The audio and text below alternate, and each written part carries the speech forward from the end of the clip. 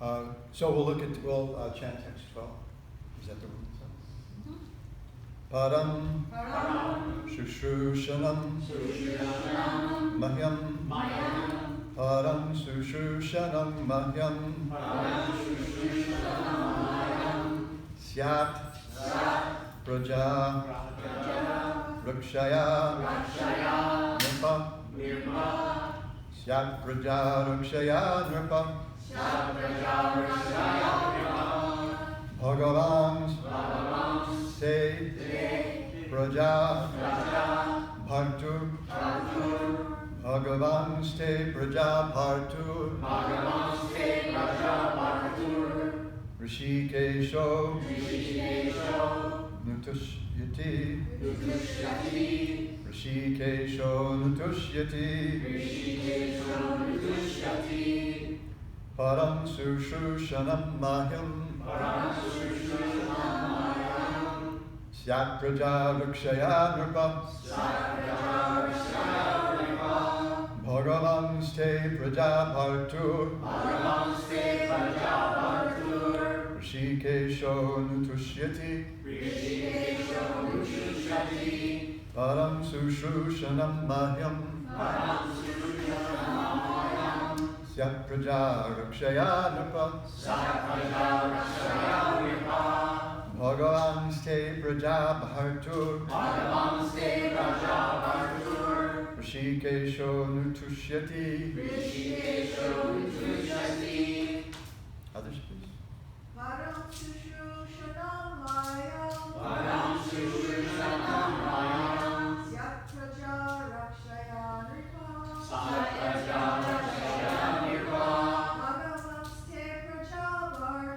Bhagavan Te Praja Bhartur Rishikesho Nutushyati Param Sushushanam Mayam Syat Praja Rakshaya Nirpa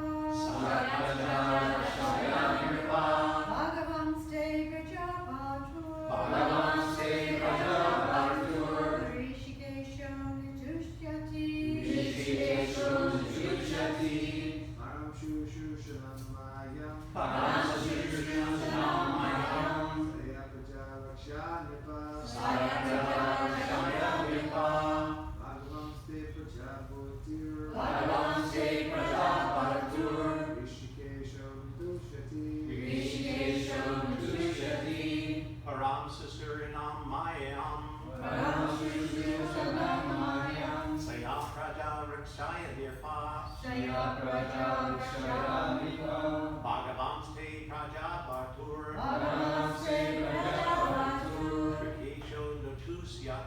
Rishikesho Nutushyati Param Shushanam Mayam Syat Praja Rakshaya Nirpa Bhagavan Te Praja Bhartur Rishikesho Nutushyati Param Sushushanam Mayam Syat Praja Rakshaya Nirpa Bhagavan Te Praja Bhartur Rishikesho Nutushyati Param Sushushanam Mayam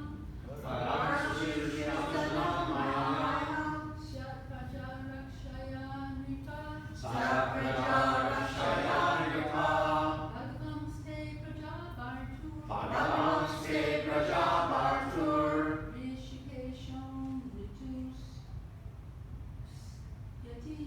Rishikesho Nutushyati Param Shushanam Mayam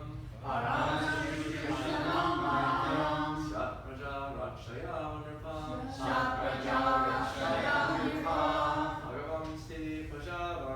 Bhagavan Te Praja Bhartur Rishikesho Nutushyati Anyone else? Synonyms. Param, Param, the greatest. The greatest. Sushrushanam, Sushrushanam, devotional service. Devotional service. Mahyam, Mahyam, unto me. unto me. Syat, Syat, should be. should be. Raja, Raja, the living entities born in the material world. the living entities born in the material world. Rakshaya, Rakshaya, by saving them from being spoiled. by saving them from being spoiled. Nripa, Nirva, O king. O King. Bhagavan, Bhagavan, the personality of Godhead. the personality of Godhead. Te, Te, with you. with you. Rajapartu, Rajapartu, with the protector of the living beings. with the protector of the living beings. Rishikesha, Rishikesha, the Lord of the senses. The Lord of the senses. Anutushiti, Anushyati, is satisfied. is satisfied.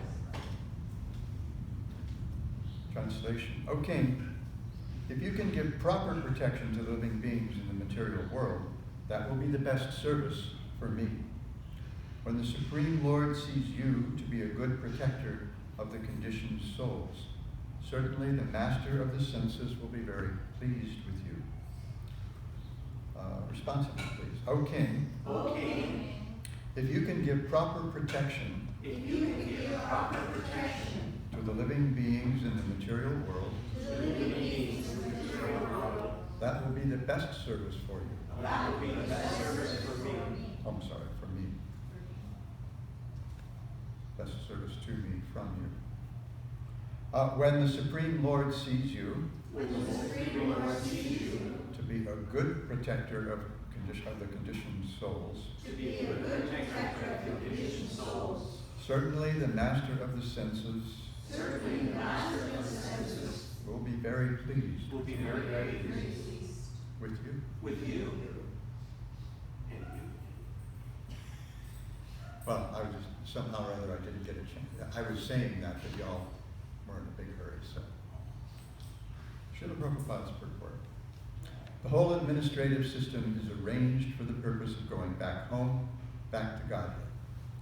Brahma is the representative of the Supreme Personality of Godhead, and Manu is the representative of Brahma. Similarly, all other kings on different planets of the universe are representatives of Manu. The law book for the entire human society is the Manu Samhita, which directs all activities toward the transcendental service of the Lord. Every king, therefore, must know that his responsibility in administration is not merely to exact taxes from the citizens, but to see personally that the citizens under him are being trained in Vishnu worship. Everyone must be educated in Vishnu worship and engaged in the devotional service of Rishikesha, the owner of the senses. The conditioned souls are not meant to satisfy their material senses, but to satisfy the senses of Rishikesha, the Supreme Personality of Godhead. Can you put a pin in that? Thank you. That is the purpose of the complete administrative system. One who knows this secret, as disclosed here in the version of Brahma, is the perfect administrative head. One who does not know this is a show bottle administrator. By training the citizens in the devotional service of the Lord, the head of a state can be free in his responsibility. Otherwise, he will fail in the onerous duty entrusted to him and thus be punishable by the supreme authority. There is no other alternative in the discharge of administrative duty. Text 13. Yesham natushto bhagavan yagyalingo janardana tesham shramo hyaparthaya yaratman adritasvayam. Is that loud enough for everybody? Yes. God, thank goodness. The Supreme Personality of Godhead, Janardana, is the form to accept all the results of sacrifice. If he is not satisfied, then one's labor for advancement is futile. This is a theme continuing over the last several days' worth of verses and building, I think it's become crystal clear here. He is the ultimate self, and therefore one who does not satisfy him certainly neglects his own interests. Srila Prabhupada's purport. Brahma is deputed as the supreme head of universal affairs, and he, in his turn, deputes money and others as chargé d'affaires. I'm not crazy about French, if you can't tell. I always have a tendency to make fun of French. As the chargé d'affaires of the material manifestation, but the whole show is for the satisfaction of the Supreme Personality of Godhead. Brahma knows how to satisfy the Lord, and similarly, persons engaged in the line of Brahma's plan of activities also know how to satisfy the Lord. The Lord is satisfied by the process of devotional service, consisting of the ninefold process of hearing, chanting, etc. It is in one's own self-interest to execute prescribed devotional service, and anyone who neglects this process neglects his own self-interest. Everyone wants to satisfy his senses, but above the senses is the mind. Above the mind is the intelligence. Above the intelligence is the individual self, and above the individual self is the supreme, is the super self. Above even the super self is the Supreme Personality of Godhead, Vishnu Tattva. The primeval Lord is the cause of all the primeval Lord and the cause of all causes is Sri Krishna. Anadi Radi Gopa. The complete process of perfectional service is to render service for the satisfaction of the transcendental senses of Lord Krishna, who is known as Janardana.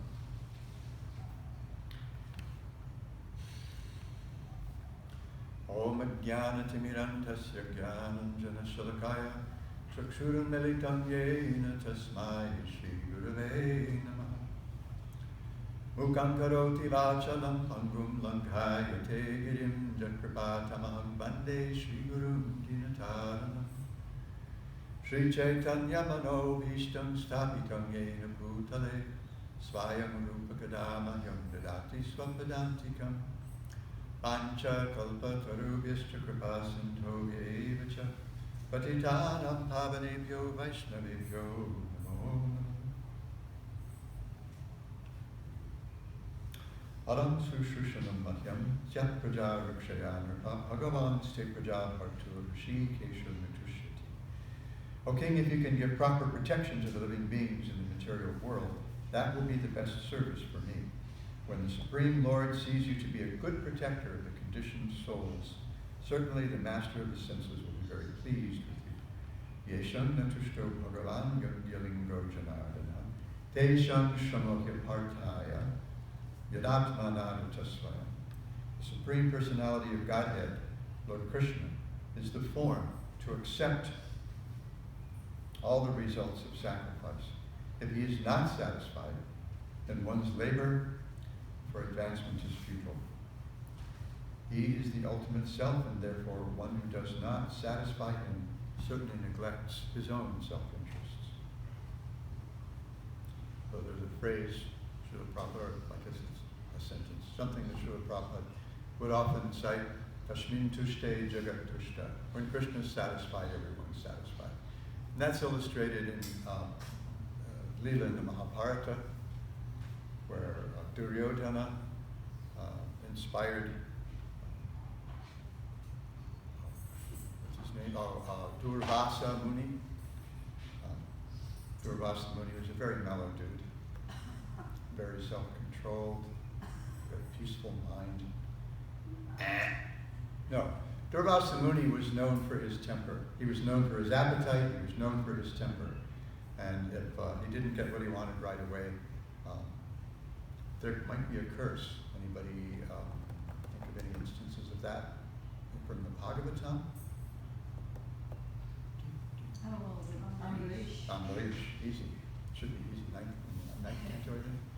Yeah, Durvasa Muni, Ambarish didn't like hop to and take care of him right away because he was in the middle of completing a fast. This is the Padana, engage in a few minutes, if I allow us. We often talk about the padana as breaking the fast, but it's not. It's completing the vrat. It's completing the sankalpa. It's complete when we move on. Just like at the end of Kartik. That sankalpa or vrata, that's completed when we stop chanting 115 bazillion rounds or whatever, fasting, not cutting our nails or whatever it is we're doing for Radharani. I can't see how not cutting my nails would actually please Srimati Radharani. I would never be thinking of Krishna after about a week. So anyway, Ambarish was in the middle. He was in the process of completing a fast. Durvasa Muni showed up. He didn't get his whatever right away and cursed Ambarish, and that didn't satisfy. Just like we see in verse 13, the Lord wasn't satisfied by that, and so the Sudarshan Chakra let Durvasa know in no uncertain terms. So Duryodhana sent Durvasa Muni to where the Pandavas were staying in exile in the forest, and he knew the timing. He knew when they ate and everything, and he knew when Draupadi would be finished, because Draupadi had this magic pot, and as long as she hadn't eaten, that pot would be able to supply food for any number of people. So he knew when she would have finished her meal, and therefore the pot would be put on pause, and the Pandavas would be embarrassed and, of course, cursed by Durvasa Muni.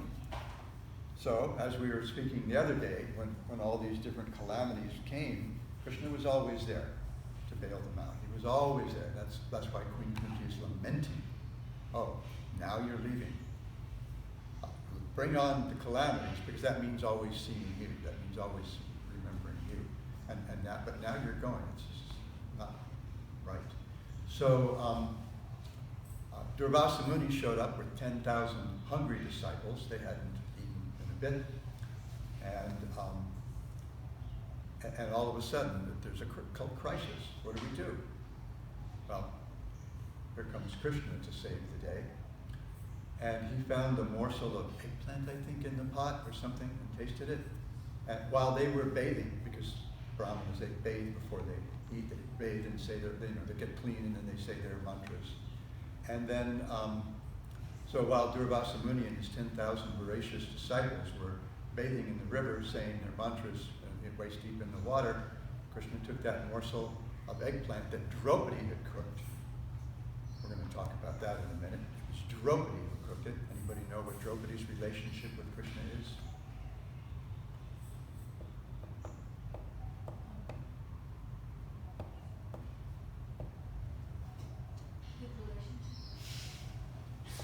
Very thick relationship, friendship. You read this in the Bhakti Rasamrita Sindhu. Draupadi is among Krishna's friends, city friends. I thought you were going to say something like niece or niece or Oh, like. no, we're talking about spiritual stuff. I know. The spiritual lineages. We're evoking the spiritual lineages the other day rather than the material lineages. So no, she's in a very thick relationship with Krishna as a friend. And because Draupadi cooked it, Krishna was very satisfied, even with that small morsel of eggplant. And immediately Durvasa Muni and his 10,000 disciples felt full. And because they were embarrassed that if they went back to the Pandavas' camp, they wouldn't be able to honor the meal that was given to them. They skedaddled. They put their tails between their legs, the tails of their dotis between their legs, and disappeared.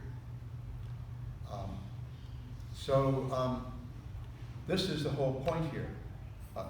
Brahma is telling, I just gave away one of my wake-up questions.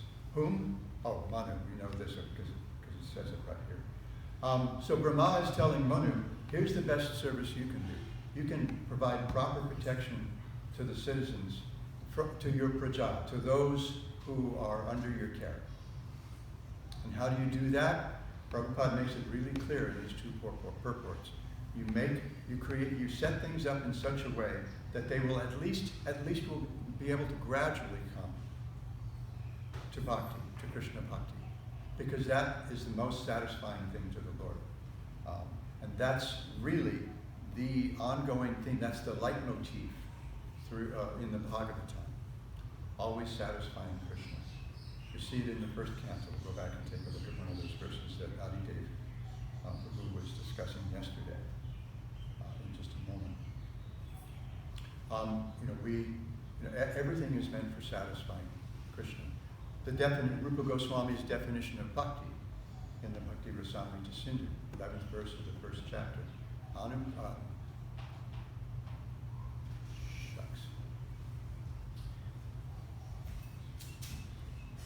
Anyway, there are two parts to the definition. There's this Swarupa Lakshana and the Tatastha Lakshana, and the Tatastha Lakshana is this group. Anyway, the Swarupa Lakshana, or the essential part, what bhakti is Rishikena Rishikesha Seva, Bhakti Ruttama. This is what we talk about in the Bhakti Rasamrita Sindhu. Activities that are intended for the satisfaction of Krishna. That's the operative factor here, is the devotee's intention, devotee's bhakti, the devotee. And Jiva Goswami has a rather elaborate explanation of how we want to avoid over broadly understanding what we mean by satisfying Krishna, pleasing Krishna, and under defining too broadly or defining too narrowly. So he says, too broadly,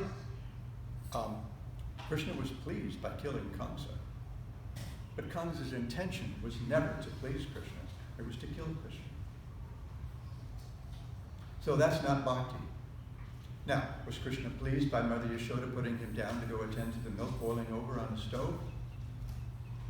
No, he threw a tantrum, caused a huge fuss. Huge fuss. And, she needed to, kind of try to restrain him. But, because Yashoda was doing that simply to please Krishna, that was special milk, meant to keep Krishna, meant to please Krishna so much that he wouldn't go around raiding the neighbor ladies' pantries, stealing their butter and yogurt, feeding it to the monkeys and all that kind of stuff. Yeah, that would work. But that was Nanda and Yashoda's plan. Special cows grazing on special grasses on Govardhan, so you'd have special milk, the best, the absolute best milk. So that might keep Krishna from getting into trouble. So, but that's bhakti, because her intention was to please Krishna. And we see, now, Jai, Sri Panchatattva Ki. So these verses, and especially the second verse, well, actually both verses, the last pada of verse 12 and the last pada of verse 13, both kind of evoke other verses from the Shastra.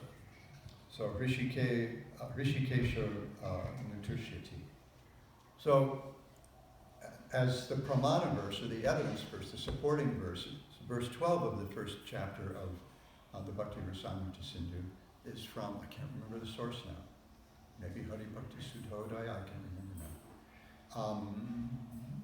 Vaishnava Tantra, I think it's some Vaishnava Tantra it says. This is a similar supporting, a similar statement. It has two parts. The first line is the Tatastha Lakshana, the marginal characteristics, but it's not. I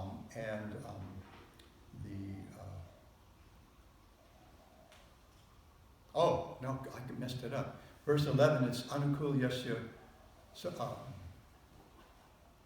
have to remember Anukul Yasya Krishnanu Shila. It's Anukul Yasya Krishnanu Shila. That's giving pleasure to Krishna. And then we see in the supporting verse, it's Hrishikesha Hrishikena Seva. Giving pleasure, satisfying the senses of the master of the senses. So we see that here in verse 12. And in verse 13,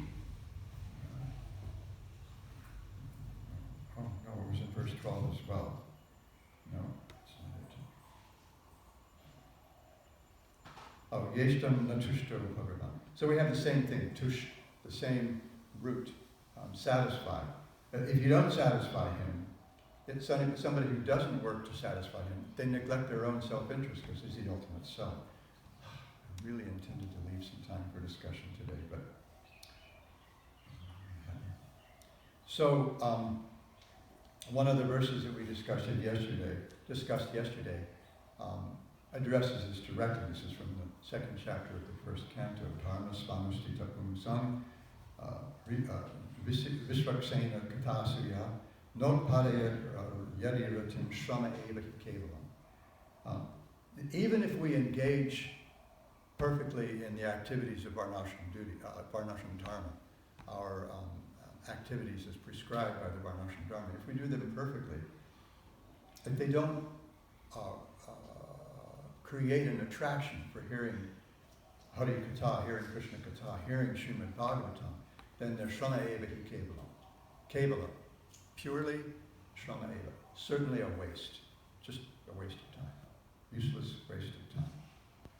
So it's all, everything is about giving pleasure to Krishna.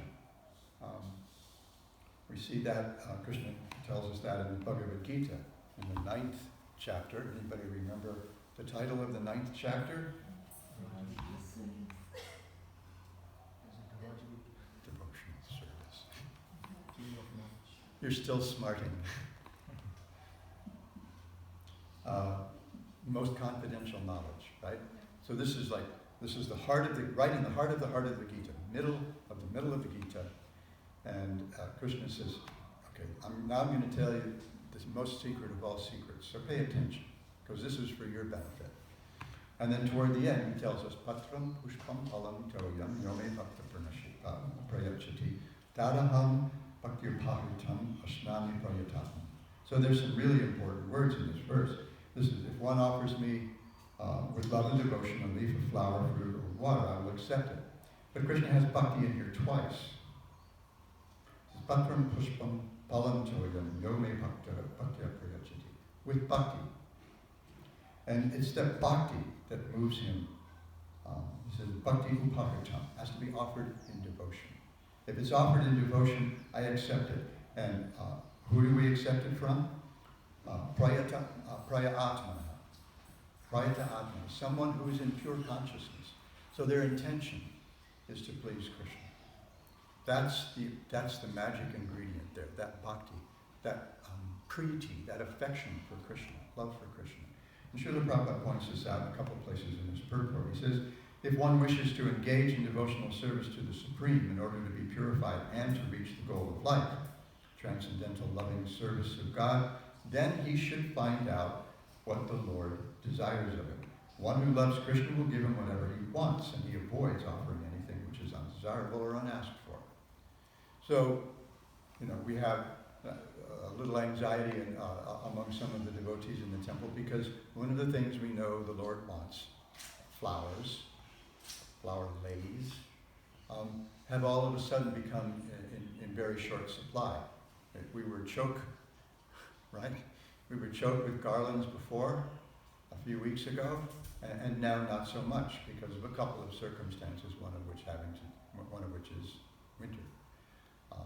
It's a little harder to find for marriage. They're a little less abundant right now, especially in our part of the island where it's a little damp. So that creates some anxiety in those devotees who want to satisfy the Lord like that. And then a little later, Srila Prabhupada says, above all, the offering should be made with an attitude of love. Krishna has no need of food, since he already possesses everything that be. Yet he will accept the offering of one who desires to please him in that way. The important element in preparation and serving and offering is to act with love for Krishna.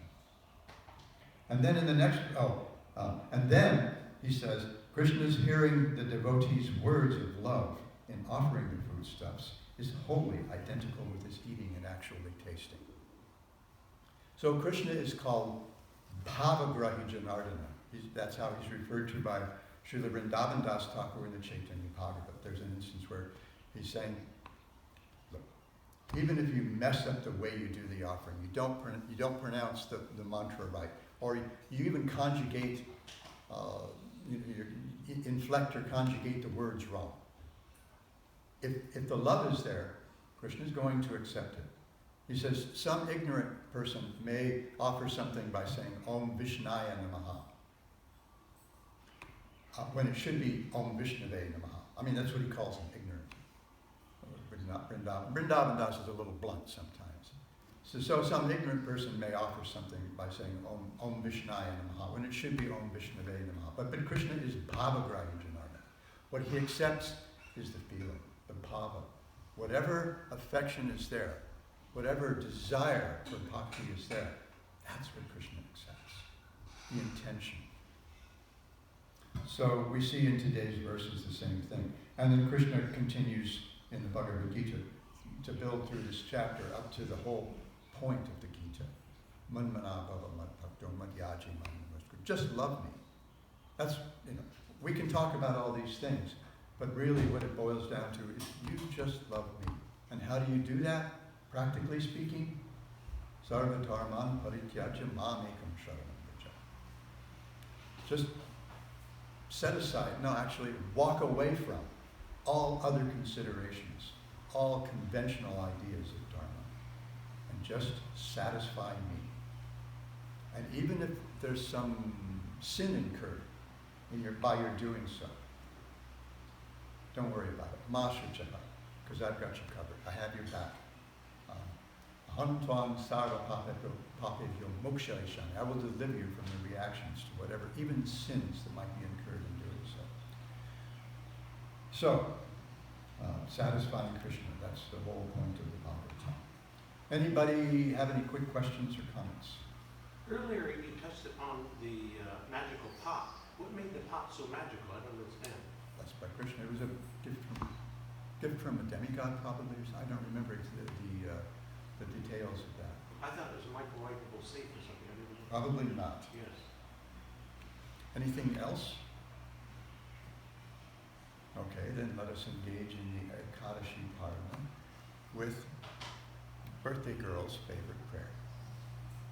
Sharira Vidyajal Jarendriya Tahikal Jire Shaya Sagare Tarmate Jivayati Lobo Sadurmati Nake Jetakatina Samsare Krishna Bharadaya Moy Koribari Jivajo Swaprasadam Nadalobhana Saying Namrita Radha